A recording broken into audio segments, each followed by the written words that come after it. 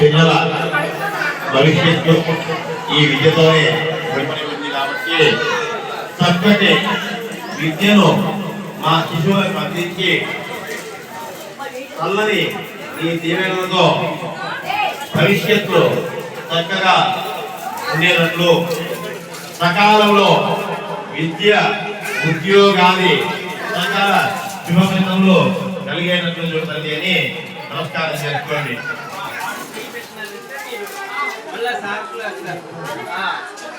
విద్య సర్వత్ర పూజ అంటే విద్య కలిగిన వారిని సర్వవేళయంలో గౌరవిస్తారు. దాన్నే మన తెలుగులో కూడా విద్య లేని వాడు విద్య పట్టుకోవాలి.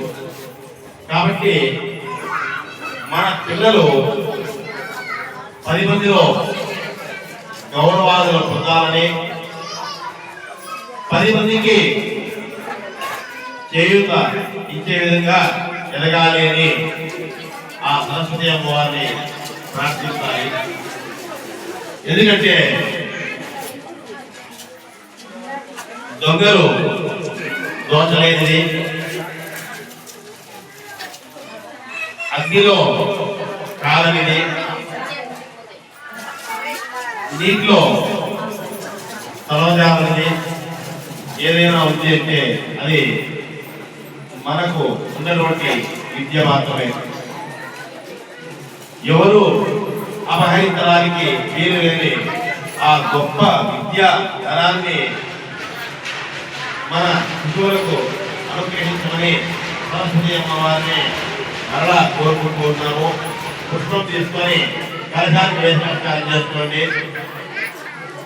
వేదాంత్యపూర్ణ వివరాంతే వేదాంతరావనోహరం విరాత్రే ఉద్యం మనోహరమంజలాచ్యే విద్యాప్రదాయని సరస్వతీ నమోనిత్యాం మాతస్పదీయ భక్తియుక్తాత్ ఏత్వాన్ బలిందరికలారపరాన్ విహాయ తేనచిరస్వామః శాంతికళేన ఓం హిమాయుగనాం ఓంనికేన మోహాంతకాలే హృదయే మాతస్పదైవో మాతముదాభావే శ్రీరాఘవాయ దేవసుప్రభావే ఏకం విరాజయమోగరమందిరాం ब्रह्मा जगत्सृष्टिपालयतेन्द्रवेदः चम्पूर्विनाशयतिदेवी प्रभावे नस्याः कृपया कृतायते तव प्रणप्रभावे नस्युक्तं चितवेदे निजकार्यरक्षाः